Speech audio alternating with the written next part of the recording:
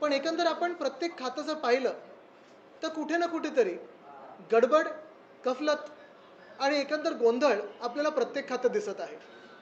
सगळ्यात मोठं खातं जर आपण पाहिलं आणि महत्त्वाचं माझ्या दृष्टिकोनातून तर शिक्षण आहे. कारण पुढची पिढी ही शिक्षणावर घडत असते. एकंदर आपण पाहिलं तर शालेय शिक्षण मंत्री आधीचे पण जे होते त्यांनी गणवेशात जो घोळ घातलेला तो आहेच. अजूनही तो सुटला नाही, अजूनही उत्तरं आली नाहीयेत.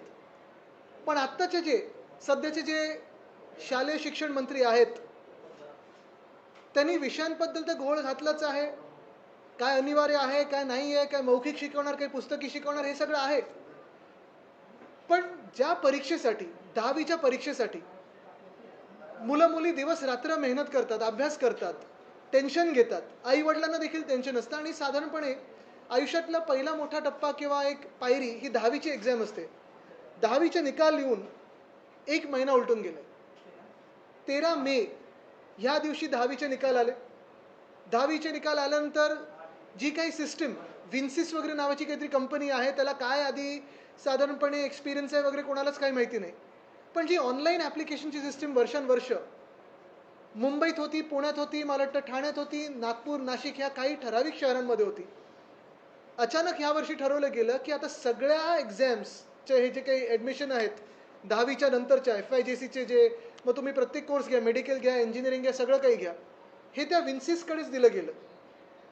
आणि मग 21 मेला जेव्हा पोर्टल सुरू झालं, तेव्हा पहिल्याच दिवशी क्रॅश झालं. ऑनलाईन जे काही तुम्हाला फॉर्म भरायचे होते ते क्रॅश होत होते, त्याच्यात गडबड होती.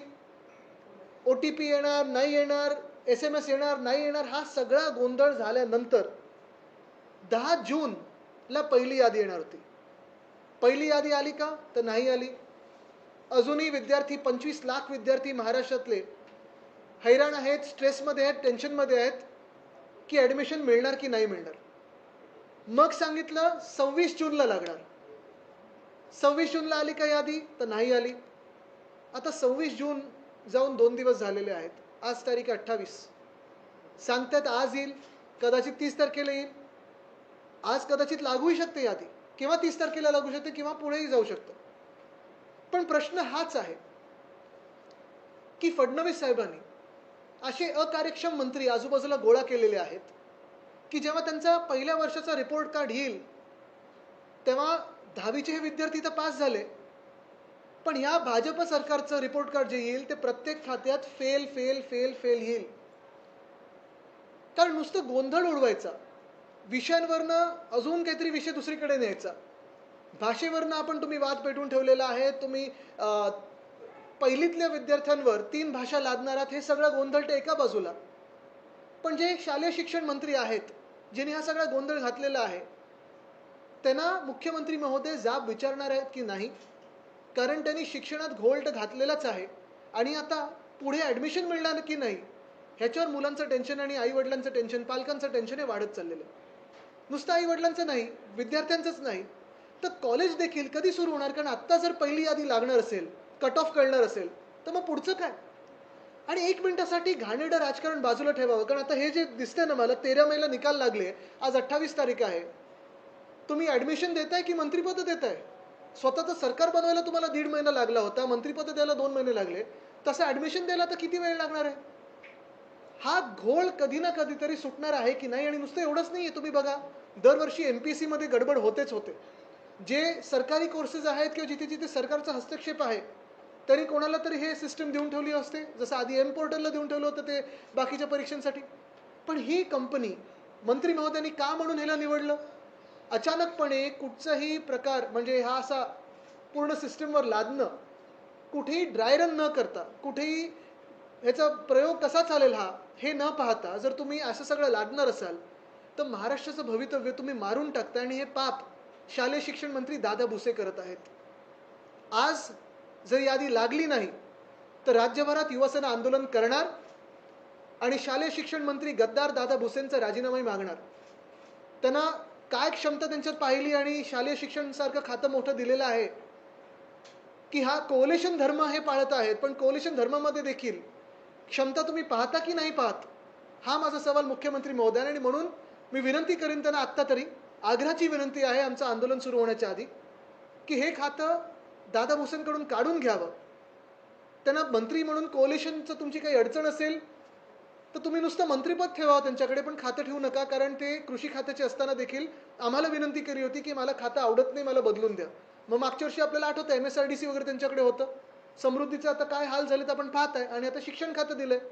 तसेच खड्डे विद्यार्थ्यांच्या आयुष्यात पडत गेले तर ह्याला जबाबदार भाजपा आणि शालेय शिक्षण मंत्री दादा भुसे असतील.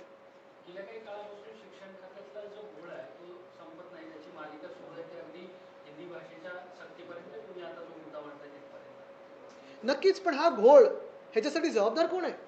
मंत्रीच आहेत ना जबाबदार. ती कंपनी निवडली कोणी, लादली कशाला? जे काही त्यांना अनुभवच नसताना 25 लाख विद्यार्थ्यांचं भवितव्य तुम्ही एका कंपनीच्या हातात देता. मग या कंपनीवर कारवाई तुम्ही करणार आहात का? मंत्र्यांवर कारवाई करणार आहात का? तिकडचे जे खात्याचे सेक्रेटरी आहेत ते तरी तुम्ही बदलणार आहात का? काहीतरी मुख्यमंत्री ह्याच्यात पावलं उचलणार आहेत की 25 लाख विद्यार्थ्यांची हाल झालेले आहेत, ते त्यांना आवडत आहेत, हे असेच पाहत बसणार आहेत? कारण महाराष्ट्रात मग तुम्ही पहा, आज सुखी कोण आहे? बळीराजा सुखी आहे का? तर नाही. आत्महत्या वाढत चालल्या शेतकऱ्यांच्या. महिलांचं आपण पाहतो, लाडकी बहीणवरनं गोंधळ जो आहे तो चालूच आहे. महिला सुरक्षित आहेत का? नाही. शहरं आपण पाहतो ढासळत चाललेली आहेत. कुठे फुटपाथ नाहीये, कुठे पाण्याचे हाल आहेत. मग विद्यार्थ्यांच्या पण जर तुम्ही मागे लागणार असाल तर महाराष्ट्रात नेमकं तुम्ही ठेवायचं ठरवलंय काही, की सगळंच काही पळून नेण्याचं ठरवलंय? ऑगस्ट किंवा सप्टेंबरमध्ये मोठ्या प्रमाणात सार्वजनिक सुट्ट्या येत आहेत, त्यामुळे जरी आता प्रवेश झाला तरी मुलांना शिकण्याचा जो कालावधी आहे तो फार कमी मिळतो. म्हणजे वर्गात बसून शिकण्याचा कालावधी फार कमी मिळतो. आणि सप्टेंबर नंतर ऑक्टोबरमध्ये थेट त्यांना पुढे अभ्यासक्रमाचा हे मेळ लावली. आणि अशातच पुन्हा दिवाळी आणि परत परीक्षा येतात. कशा पद्धतीने हे सगळं नाही, मग एकदा आम्ही ठरवून द्यावं की आम्ही आता दिवाळीनंतरच सगळे कॉलेजेस सुरू करू. कारण हे असं जर चालणार असेल तर कसं चालेल हो? म्हणजे तुम्ही पाहताय विद्यार्थ्यांनी अभ्यास करायचा, काही काही विद्यार्थी तर एवढे टेन्शन घेतात की झोपत नाहीत रात्री आणि अभ्यास करतात. आता सगळ्यांचे गुणगौरव सोहळे पण पार पडलेत, सगळ्या राजकीय पक्षांनी केलेले आहेत. कोणाला 95%, कोणाला 98%. हे सगळं झाल्यानंतर ऍडमिशनच मिळणार नसेल तर मग काय या मेहनतीचा उपयोग आहे? आणि ती ऍडमिशन देखील आता अजून यादी लागायची, त्याच्यात पण 100% तुम्ही आज लिहून घ्या घोळ होणार. बघा लागलेत का? वाजले 5.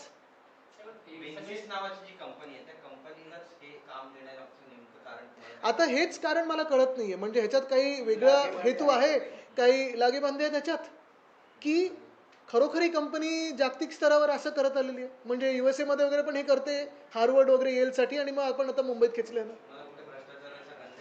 बघा, मी भ्रष्टाचाराचा लगेच आरोप नाही लावणार, पण कारण ह्या सरकारला आता आरोप म्हणजे त्या भ्रष्टाचाराच्या आचारातच बुडलेले ते.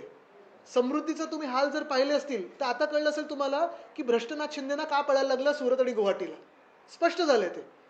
पण अकार्यक्षम मंत्री, कोलेशन धर्म म्हणून तुम्ही पाळत आहात आणि तुमचे हात बांधलेले आहेत की काय? कारण फडणवीस साहेब जे आम्हाला आठवत होते, आमच्या काळी जे मुख्यमंत्री होते तेव्हा क्षमता, एफिशियन्सी वगैरे हे सगळं पाहून कदाचित काम करायचे. आता कोलेशन मध्ये जर अडकले असतील तर काय माहिती. हे सगळे मुद्दे पाहता मागेही आपण अनेकदा शिक्षण क्षेत्रातले मुद्दे उपस्थित केलेले आहेत आणि आता यामध्ये काही बदल होईल असं बदल झाला तर तो मंत्र्यांचाच झाला पाहिजे. कारण असे मंत्री घेऊन करायचंय काय? म्हणजे पालकांना स्ट्रेस, विद्यार्थ्यांना स्ट्रेस, सगळ्यांना स्ट्रेस, स्वतः नुसतं फिरायचं सगळीकडे. मुख्यमंत्र्यांना काही निदर्शनास आणून देणार म्हणजे अधिवेशन. पण मला तुम्ही सांगा, हे 25 लाख विद्यार्थी त्रस्त आहेत, हे मुख्यमंत्र्यांना दिसत नाही? तिथे प्रेसची गरज लागते का, की विरोधी पक्षाची गरज लागते का आंदोलन करण्याची? मुख्यमंत्र्यांना कळत नाही का, किंवा दिसत नाही का, किंवा कोण त्यांचे सांगत नाही का की 25 लाख विद्यार्थ्यांचे हाल होत आहेत ते तुमच्या सरकारमुळे होत आहेत? आणि ते याचबरोबर जो काही हिंदी भाषा सक्तीचा मुद्दा आहे त्यावरून सत्ताधारी खास करून भाजप ज्या पद्धतीचे आपल्यावरती उद्धवजींवरती आरोप करतात, तुमच्या काळातच या सगळ्या काही गोष्टी. बघा, पहिलं म्हणजे काल मी भाजपचा धारावीबद्दल अपप्रचार होता तो खोडून काढला. ते सांगतात की आमच्या वेळीचं टेंडर आहे 2022 ऑक्टोबरचं, सरकार होतं भ्रष्टनाथ मिंदेंचं. दुसरी गोष्ट म्हणजे हे जे काही ते अहवालाबद्दल बोलतायत, अहवालानंतर अभ्यासगट स्वीकारला होता, हे सगळं वेगळी गोष्ट आहे. पण मला तुम्ही सांगा, आम्ही हा सक्तीचा GR काढला होता का? सक्ती आम्ही मराठी भाषेची केली होती प्रत्येक शाळेमध्ये. आज मुंबई महानगरपालिकेत IB असेल, IGC असेल, ICSE असेल, CBSE असेल, SEC सोबत जेव्हा आम्ही आणलं तेव्हा सक्ती आम्ही मराठी भाषेची केली होती. ही जी हिंदी भाषा लादण्याचं किंवा तिसरी भाषा लादण्याचं जे काम आहे, GR कोणाचं आहे? आणि जे आत्ता आमच्यावर आरोप करतात ते काय घेतात, कुठच्या नशेत आहेत की अजून झोप उडाली नाहीये, पण गेल्या 3 वर्षामध्ये 2 मुख्यमंत्री वेगळे झालेत. सरकारमध्ये ते स्वतः बसलेत, पण आरोप आमच्यावर करतायत. नशीब नेहरूंवर पोचले नाहीत ते किंवा मकवलेवर पोचले नाहीत, तर 1858 मध्ये मकवलेनीच हे लिहून दिलं होतं सांगतील आणि अपप्रचार करतील. हे स्टेटमेंट असेल किंवा ह्यात सगळा हा अहवाल असेल तो उद्या भाजप स्वतः जाणार आहे तुमच्या विरोधात. चांगलं आहे, पण ते स्वतःच्या सरकारच्या विरोधात तुम्ही आंदोलन करताय की फडणवीस साहेबांच्या विरुद्ध आंदोलन करताय? कदाचित हे नाहीये ना की भाजपमध्ये अंतर्गत वाद आहेत, कारण ते पण आहेत ते दिसतात आपल्याला. काही दुसरे कोण मंत्री आहेत का असे ज्यांना फडणवीस साहेबांची जागा पाहिजे? हेही असू शकतं. आणि म्हणून मी जे पहिलं सांगितलं मी आणि म्हणून बोललो नाहीये. तर मी जे सांगतोय ना की GR ची तारीख काय, परवा GR काढलाय त्या सक्तीचा. कुठच्या धूनमध्ये आहेत हे लोक? ते झोपेत आहेत की काय आहेत? सक्तीचा GR हिंदीचा हा भाजपच्या सरकारने काढलेला आहे. भ्रष्टनाथ मिंदेंच्या मंत्र्यांनी काढलाय. कदाचित भ्रष्टनाथ मिंदेंनाच फडणवीसांना अडचणीत आणायचं नाही ना, हा देखील विचार तुम्ही करा. फडणवीस म्हणतायत की ठाकरे बंधूंबाबत त्यांना प्रश्न विचारण्यात आला की हिंदी सक्तीच्या विरोधात मोर्चा काढण्यात येतोय. ते म्हणतात की ते जर मराठी असेल मग मी काय पंजाबी आहे का? तर आम्ही कुठे त्यांच्याबद्दल काय बोलणार? म्हणजे त्यांच्या सरकारमध्ये त्यांच्या विरोधात कोण काम करतंय हे त्यांनी ओळखावं. युतीची नांदी आहे आणि विषय आपण सगळे भारतीयच आहोत, सगळ्या भाषा येतात. पण मुख्य गोष्ट हीच आहे की थोडं तरी राजकारण बाजूला ठेवून, स्वार्थाचं राजकारण बाजूला ठेवून हा विचार करावा की तिसरी भाषा तुम्ही पहिलीतल्या विद्यार्थ्यांवर खरोखर लादणार आहात का? आणि मी जे काल बोललो ना, नरसिंहराव साहेब जेव्हा प्रधानमंत्री होते, बरोबर, त्याच्या म्हणजे नुसतं प्रधानमंत्री होते तेव्हा नाही, त्यांच्या आयुष्यात अनेक भाषा त्यांना यायच्या, जवळपास 14 की 15 भाषा त्यांना यायच्या. स्पष्ट बोलायचे ते भाषेत, अस्खलित भाषा बोलायचे. ते काही सक्तीच्या शाळेत गेले होते का 14 भाषा तुम्हाला शिकायलाच पाहिजे? वाजपेयी साहेब केवढ्या भाषा बोलायच्या? तेच काय, आता शशी थरूर बाहेर फ्रेंचमध्ये बोलले, सक्तीच्या भाषेत बोलले होते का? मुख्य गोष्ट हीच आहे ना की तुम्ही पहिलीपासून शिकवताय का? किती भाषा तुम्ही लादणार? आता दादा भुसे म्हणतात की मौखिक असेल, हिंदी भाषा जी मौखिक. बघा, उद्याचं पण आंदोलन मौखिकच आहे. ते त्याच्या पुढचं होऊ नका देऊ. 5 तारखेला जे आंदोलन होते त्यामध्ये शरद पवारांनी पाठिंबा दिलेलाच आहे, कार्यकर्त्यांना आव्हान दिले. मात्र काँग्रेस येणार नाहीये, त्यांनी स्पष्ट केलंय. बघा, उद्या परवाचं जे आंदोलन आहे, उद्याचं जे असेल किंवा 5 तारखेचं असेल, आणि हे आंदोलन जोपर्यंत हा GR सक्तीचा मागे जात नाही तोपर्यंत चालू राहील. महत्वाची गोष्ट हेच आहे, आमचा विरोध कशाला आहे? पहिलं तुम्हाला पुन्हा एकदा स्पष्ट करून देतो, भाषेला नाही, त्या भाषिकांना नाही आहे, पण कुठचीही भाषा. मग ह्या आत्ताच्या विषयामध्ये हिंदी तुम्ही पहिलीच्या विद्यार्थ्यांवर जे लादताय आणि महाराष्ट्रात सक्ती करताय त्याला आहे. आणि तो विषय हा शालेय शिक्षण मध्ये जो घोळ झालेला आहे ना, ते मंत्र्यांना कळत नाही की पुस्तकी शिकवणं आणि मौखिक शिकवणं, मग तुम्ही स्पेलिंग कसं चेक करणार, काय करणार? म्हणजे स्वतःला कळत नाही. पहिलं स्वतःहून जा शाळेमध्ये आणि बसा. आज या 10वीच्या विद्यार्थ्यांची तुम्ही वाट लावली आहे, उद्यापासून तुम्ही पहिलीच्या विद्यार्थ्यांची वाट लावाल. पण मुख्य गोष्ट हीच आहे ना की सरकारमध्ये जी गडबड चालू आहे त्याच्या विरोधात आम्ही विरोधी पक्ष म्हणून उतरलेलो आहोत, महाराष्ट्रप्रेमी, मराठीप्रेमी म्हणून उतरलेलो आहोत, आणि आमच्यावर कुठची भाषा आम्ही लादू देणार नाही. राहुलजी घोषणा केली होती की हे जे आंदोलन आहे तुमचं ते गिरगाव चौपाटीपासून आझाद मैदानापर्यंत असेल. पण आता तुमच्या मध्ये दोन्ही पक्षांमध्ये, मनसे आणि सेनेमध्ये त्या अनुषंगानं मतभेद पाहायला मिळतात. नेमकं कुठून काय मतभेद कुठचे आहेत? तुम्हाला रूट आता हा नीट येईल, आता अजून 5 तारखेला आहे. त्याच्यावरती एकमत होत आहे का? एकमत 100% होणार ना. मोर्चाच एका विषयासाठी आहे, तर एकमत होणार. आणि आम्ही कुठचेही स्वतःचे बॅनर बिनर आम्ही स्वतः कुठच्याही पक्षासाठी येत नाही. आम्ही मराठी माणसांसाठी, मराठी भाषेसाठी येतो. चर्चा सुरू आहे, पण त्यावर टीका पण होते. माणिकराव मुकाटे म्हणतात की यामध्ये राजकीय अर्थ लपलेले टाकले. नाही, ठीक आहे, त्याच्यात मी काय सांगतो. राज ठाकरे यांचं बोलणं झालेलं आहे आणि मानसिकता झालेली आहे, दोन्ही पक्ष एकत्र आहेत. नाही, बघा, मी त्याच्यात आता जाणार नाही, कारण महत्त्वाची गोष्ट हीच आहे. आज मी 25 लाख विद्यार्थ्यांबद्दल हा विषय आपल्यासमोर मांडत आहे. हा विषय 25 लाख विद्यार्थी म्हणजे त्यांचे पालक, विद्यार्थी, परिवार ह्या सगळ्यांचा आहे. अनेक कॉलेजेसचा आहे. कॉलेजमध्ये निकाल आत्ता ही जी लागलेली आहे त्याची यादी येणार कधी, हा सगळा विषय. आणि ह्याच्यासाठी युवासेना रस्त्यावर उतरेल जर आज उद्यात ही यादी लागली नाही तर. सर, आज आप जिस तरीके से प्रेस कॉन्फ्रेंस ले रहे हैं, इस प्रेस कॉन्फ्रेंस पीछे का उद्देश्य क्या है? कि जिस तरीके से हिंदी भाषा के पर लगातार सख्ती से एक अपना रुख अपना रहे हैं, क्या कहना चाहिए? आज जो पत्रकार परिषद में ले रहा हूँ ये इसी विषय पे है कि महाराष्ट्र में लगभग 25 लाख विद्यार्थियों के हाल हो रहे हैं. 13 मई को इनके जो 10वीं कक्षा के जो रिजल्ट्स थे वो लग गए थे, घोषित हुए. और 13 मई से लेके अब तक जो ऑनलाइन प्रक्रिया इन्होंने शुरू की एडमिशन की, कहीं भी किसी को पता नहीं कि कैसे आगे जाए. क्योंकि ऑनलाइन एडमिशन्स के लिए जो फॉर्म भरना था उस फॉर्म में गड़बड़ी थी, जो OTP आना था या जो भी SMS आना था उसमें गड़बड़ी थी, जो वेबसाइट या जिस कंपनी की वेबसाइट है, विंसिस या कोई कंपनी है पूना की, शायद पहली बार इतनी बड़ी स्केल पे ये हैंडल कर रहे हैं सारी चीज़ें, तो उनको भी तकलीफ हो रही थी, उनकी भी साइट क्रैश हो। तो पहला सवाल यही है कि 25 लाख विद्यार्थियों का भवितव्य, उनका भविष्य, उनकी ऑनलाइन एडमिशन प्रोसेस सिर्फ एक ही कंपनी के हाथों क्यों दी गई? दूसरी बात, कोई एक्सपेरिमेंट ना करते हुए, कोई ड्राई रन ना करते हुए आप क्या ये सारे 25 लाख विद्यार्थियों का भविष्य एक ही कंपनी के हाथों देने वाले हैं? तीसरी बात, आज तारीख है 28 जून, 20 जून को जो रिजल्ट आने वाला था आज भी नहीं आया है, तो इनकी ऑनलाइन एडमिशन की प्रोसेस या पहली लिस्ट कब तक जारी होगी? चौथी बात, ये सारे फिर हिंदी की सख्ती का विषय हो या फिर इस ऑनलाइन एडमिशन प्रोसेस का विषय हो, इसकी जिम्मेदारी जो अकार्यक्षम मंत्री है दादा भुसे उन पे ही है, और उनका इस्तीफा क्या फडणवीस साहब लेंगे? क्योंकि इस सारे प्रॉब्लम में रिपोर्ट कार्ड में जो फेल आ रहा है वो फडणवीस साहब का आ रहा है। सर अगर देखा जाए तो एनसीपी जो शरद पवार गुट है वो आपके साथ जुड़ा हुआ है, लेकिन जो है कांग्रेस कहीं ना कहीं आपके साथ फिलहाल नहीं आना चाहता है, जिस तरीके से मोर्चा निकाला। हम इसमें कोई राजनीति नहीं देख रहे। आज अगर आप देखें तो महाराष्ट्र में पहली के कक्षा के विद्यार्थियों पे तीसरी भाषा सख्ती की जा रही है, और इसी के खिलाफ हम सारे लोग रास्ते पे आ रहे हैं। हम सख्ती नहीं मानेंगे। आज तक जो होते गया है वो ठीक था, पढ़ाई में से सब लोग आगे आते रहे। अगर आप देखें तो सिलिकॉन वैली से लेके किसी भी बड़े सॉफ्टवेयर कंपनी में हो या किसी भी कंपनी में हो, जो मराठी स्कूल से आए हैं, जो या महाराष्ट्र से आए हैं, काफ़ी सारे लोग बढ़ते गए, या जिनका प्यार भी मराठी पे है, ऐसे भी लोग आगे गए। लेकिन आज जो सख्ती की बात हो रही है और खास करके पहली के विद्यार्थी पे हो रही है, वो गलत है और उसके खिलाफ हम लड़ेंगे। जिसको साथ में आना है, जो भी मराठी प्रेमी हो, महाराष्ट्र प्रेमी हो, वो साथ में आए।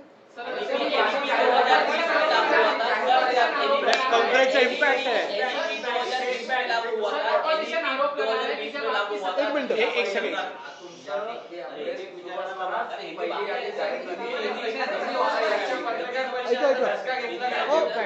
सक्ती करू नका त्यांच्यावर, जरा कमी प्रश्नांची सक्ती करू नका।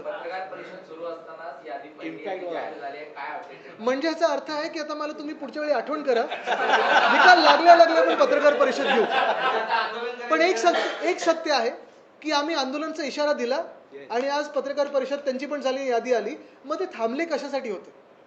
आणि दुसरी गोष्ट म्हणजे आता पुढचा टप्पा कधी येणार, दुसरी यादी कधी येणार, आणि ह्याच्यात घोळ नसावा ही इच्छा आहे। तरी देखील आम्ही जे अकार्यक्षम मंत्री आहेत, दादा भुसे जे कृषी मंत्री म्हणून फेलियर होते, जे MSRDC मंत्री म्हणून फेलियर आहेत, शिक्षण मंत्री म्हणून फेलियर आहेत, त्यांचा राजीनामा, कोalition धर्म जरी पाळायचा असेल, कारण ठीक आहे आम्ही आधी पण पाहिले कोalition धर्माबद्दल भाजप आणि आम्हीच आरडाओरडा करायचो, पण आता फडणवीस साहेबांवरच ही वेळ येईल कोalition धर्माची, हे कधी आम्ही पाहिलं नव्हतं। त्यांचा राजीनामा घेणं हे गरजेचं आहे, अनिवार्य आहे, सक्तीचं आहे। दुसरी यादी 9 जुलैची तारीख ठीक आहे, आता बघू, पण एवढं अंतर कशाला? कोल्हापुरामध्ये पुन्हा नवा वाद सुरू झालेला आहे। कोल्हापुरामध्ये जिल्हा प्रमुख पदावर नवा वाद सुरू झालेला आहे। जे रवी किरण इंगवले यांची निवड करण्यात आलेली आहे, त्यांच्या नेतृत्वाखाली हर्षल सुर्वे यांनी काम करण्यास नकार दिलेला आहे। अनेक बघा, पक्षात वाद नसतो, जे उद्धव साहेब पक्षप्रमुख म्हणून सांगतात तो आदेश असतो आणि तेच बरोबर असतं। ज्यांना काम करायचं असतं सोबत त्यांनी काम करावं, ज्यांना नसेल करावं की काय कारण शोधत असतील तर त्यांनी जावं। सर एनईपी 2020 में लागू हुआ था, तभी उद्धव ठाकरे जी की सरकार थी, तो इनडायरेक्टली जो पुराने आपके ऊपर जो डाले, इनडायरेक्टली नहीं, हम डायरेक्टली यही कहते हैं कि NEP, हम तो सोच रहे थे हायर एजुकेशन को ठीक करेगा, लेकिन जो रिपोर्ट था वो रिपोर्ट के बाद भी हमने एक अभ्यास कमेटी की थी, स्टडी कमेटी, 5-6 मंत्री थे उसमें, लेकिन सबसे बड़ी बात ये थी कि उसके बाद 2 मुख्यमंत्री बदले हुए, एक गद्दार मुख्यमंत्री बने और अभी फडणवीस साहब बने हैं। GR हिंदी के सख्ती का किसने लाया है? हमारे समय में हमने मराठी अनिवार्य की थी और हर एक बोर्ड में की थी, फिर वो IB हो, IGCSE हो, CBSE हो, ICSE हो, सारे लैंग्वेजेस के साथ आपको मराठी भी आनी जरूरी है, वो हमने अनिवार्य की थी महाराष्ट्र में। लेकिन भाजपा की सरकार है जो तीसरी भाषा हिंदी को लेके विद्यार्थियों पहली के विद्यार्थियों पे लादना चाहती है, सख्ती करना चाहती है। दूसरी बात जो वो कह रहे हैं कि 20 लोग साथ में आए तो कोई भी भाषा चुन सकते हैं, क्या ये उनको खुद की राजनीति लगी कि 20 लोग साथ में आए फिर इलेक्शन कमीशन के पास जाए, किसी का चिन्ह चुराए, किसी का नाम चुराए? ऐसे होता है? कैसी बात है कि पहले के विद्यार्थी 20 साथ में आके कोई सब्जेक्ट चूज करने वाले हैं?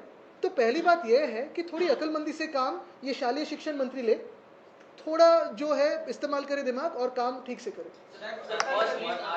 भाजप पण आता उद्यापासून उद्धव बाळासाहेब ठाकरे यांच्या खोटारडेपणाची होळी ठिकठिकाणी करतात. बघा खोटारडेपणा जर तुम्ही देशभरात पोल घेतलात, जुमलेबाजी 15 लाख कोण आणणार होतं आणि कालाधन स्विस बँकमध्ये किती आहे? खोटारडेपणा बोलायचं असेल तर शेतकऱ्यांची कर्जमाफी कोण करणार होतं? आम्ही करून दाखवली, ते बोलतात जुमला होता. लाडकी बहीण खोटारडेपणा कोणाचा होता? अच्छे दिन कोण आणणार होतं? तर भाजपने खोटारडेपणाबद्दल बोलू नये, त्यांची ओळखच ती आहे. पण मुख्य गोष्ट हीच आहे, यायचं असेल चला उद्या या आणि सांगा काय आम्ही केलं. GR वर सही कोणाची दाखवा. सरकार आज कोणाचं? आम्ही मुख्यमंत्री आहोत. वाटत असेल त्यांना तर चांगलं आहे, पण मग महाराष्ट्र वेगळ्या वाटेने जाईल. हे जे वाटलं होतं तसं होणार नाही. उद्या शिवसेनेचे कार्यकर्ते राज्यभरात जिहादची होळी करणार. नक्की करणार. हां. ठीक आहे, धन्यवाद. तुमचाच नाही सर